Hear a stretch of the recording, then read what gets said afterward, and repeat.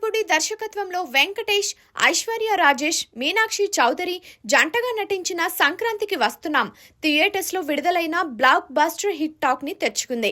ఈ సంక్రాంతి విన్నర్ గా నిలిచింది. అయితే ఈ సినిమాలో నటించిన అన్ని పాత్రలు ఒక లెక్క అయితే చినరాజు అంటే వెంకటేష్ కొడుకు బుల్లిరాజ పాత్ర మరో ఎత్తు. ఫస్ట్ హాఫ్ విక్టరీలో సగభాగం ఈ బుడ్డోడిదే అంటే అతిశయోక్తి కాదు. ఈ సినిమా చూసిన తర్వాత ఎవరి గురించి మాట్లాడుకున్నా మాట్లాడుకోకపోయినా ఈ బుడ్డోడి చర్చ మాత్రం తప్పకుండా వస్తుంది. ఏదైనా ఒక సినిమాకి బ్లాక్ బస్టర్ హిట్ టాక్ వచ్చినప్పుడు హీరో గురించో హీరోయిన్ గురించో లేకపోతే దర్శకుడి గురించో మాట్లాడుకుంటూ ఉంటారు. కానీ ఆ సినిమాలో వాళ్ళని కాదని మరో క్యారెక్టర్ గురించి ఆడియన్స్ మాట్లాడుకోవడం, అబ్బబ్బా ఏం చేశాడ్రా అని చెప్పుకుంటున్నారంటే ఆ బ్లాక్ బస్టర్ హిట్లో అతని కోసం కూడా టికెట్లు తెగుతున్నట్లే. తాజాగా సంక్రాంతి నాడు థియేటర్స్ లో విడుదలైన సంక్రాంతికి వస్తున్నాం cinema block buster hit talk ని తెచ్చుకుంది.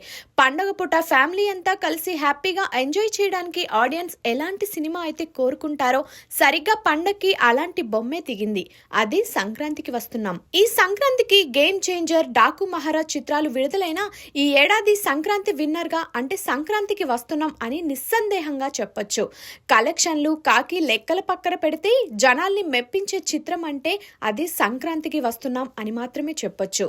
అయితే ఈ చిత్రంలో హీరో హీరోయిన్లు బాగా నటించారు. దర్శకుడు అనిల్ రావిపూడి బాగా తీశాడు. కానీ వీళ్లకంటే ఎక్కువగా మాట్లాడుకునేది ఓ బుడ్డోడి గురించే. అతని బుల్లిరాజు. ఈ సినిమాలో ఈ బుడ్డోడు స్క్రీన్ పై కనిపించిన ప్రతిసారి గొల్లుని నవ్వడానికి రెడీగా ఉండాల్రోయ్ అనేట్టు చేశాడు. ఆ గొల్లుని నవ్వుల్లో పిల్లలు ఓటీటీ బూతుల వల్ల ఎలా చెడిపోతున్నారనే చక్కని సందేశాన్ని వినోదాత్మకంగా చూపించారు. బుల్లిరాజు కనిపిస్తే చాలు ఆడియన్స్ మొహాల్లో చిరునవ్వులు వెల్లువిరిసేలా చేశాడు. ఈ బుడ్డోడి అసలు పేరు భీమల రేవంత్ పవన్ సాయి సుభాష్. మనిషి బుడ్డోడే కానీ పేరు మాత్రం చాలా పెద్దదే. చినరాజు కొడుకు బుల్లిరాజు పాత్ర భలే గమ్మత్తుగా ఉంటుంది. తన తండ్రిని ఎవరైనా ఏమైనా అంటే బుల్లురాజులోని బూతురాజు బయటకు వచ్చేస్తాడు. ఫస్ట్ హాఫ్ లో తన తండ్రి తల్లితో మేడపైన పాటలు పాడుతున్నాడు, డాన్స్ చేస్తున్నాడని ఊరంతా వచ్చి కంప్లైంట్ చేస్తే, నా కొడకల్లారా మా నాన్న మా అమ్మతో డాన్స్ చేస్తే మీకేంట్రా నొప్పి, మీ పెళ్లాలతో డాన్స్ చేస్తున్నాడా ఏంటి అంటూ గోదారి యాసలో బుడ్డోడు తిట్టే తిట్లకు ఊరి వాళ్లకు చెవులు చిల్లులు పడితే ఆడియన్స్ కి మాత్రం పొట్ట చెక్కలవుతుంది. ఆ తరువాత తన తాతని తిట్టే సీన్ నెక్స్ట్ లెవెల్ అయితే బుల్లిరాజు చిన్నరాజు కాంబినేషన్లో సీన్స్ అయితే పీక్స్. నాన్నోయ్ కొరికెత్తాను అంటూ వీళ్ళిద్దరి సంభాషణలు ఎక్కడా లిమిట్స్ క్రాస్ చేయకుండా భలే సరదాగా ఉంటాయి. ఏఐఏఎస్ జోక్స్ అయితే పడి నవ్వచ్చు. అది థియేటర్స్లో చూస్తేనే కిక్కు.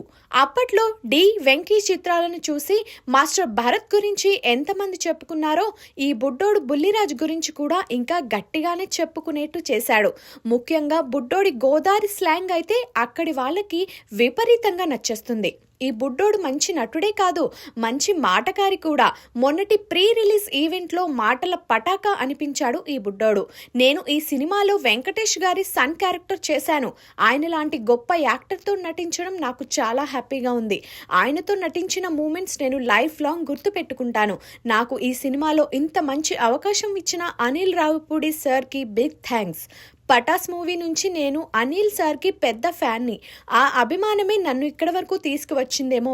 దిల్ రాజు సార్ బ్యానర్లో వర్క్ చేయడం చాలా హ్యాపీగా ఉంది. మీనాక్షి మేడం, ఐశ్వర్య మేడంతో బాగా ఎంజాయ్ చేశాను. మేం సంక్రాంతికి వస్తున్నాం, మీరు కూడా థియేటర్స్కి సంక్రాంతికి వచ్చేయండి అంటూ ప్రీ రిలీజ్ ఈవెంట్లో క్యూట్ స్పీచ్తో బుడ్డోడు గట్టోడే అని అనిపించాడు. ఇక సినిమాలో అయితే ఫన్ రైడ్ చూపించాడు బుల్లిరాజు. అన్నట్టు Anil Ravipudi next cinema megastar చిరంజీవితోనట. ఆ సినిమాలో కూడా ఈ బుడ్డోడికి మంచి క్యారెక్టర్ ఉండబోతుందట. ఆ తర్వాత కూడా బుడ్డోడికి తిరిగి ఉండదు. ఎందుకంటే బుల్లిరాజు పాత్రతో అంత ఇంపాక్ట్ క్రియేట్ చేశారు మరి.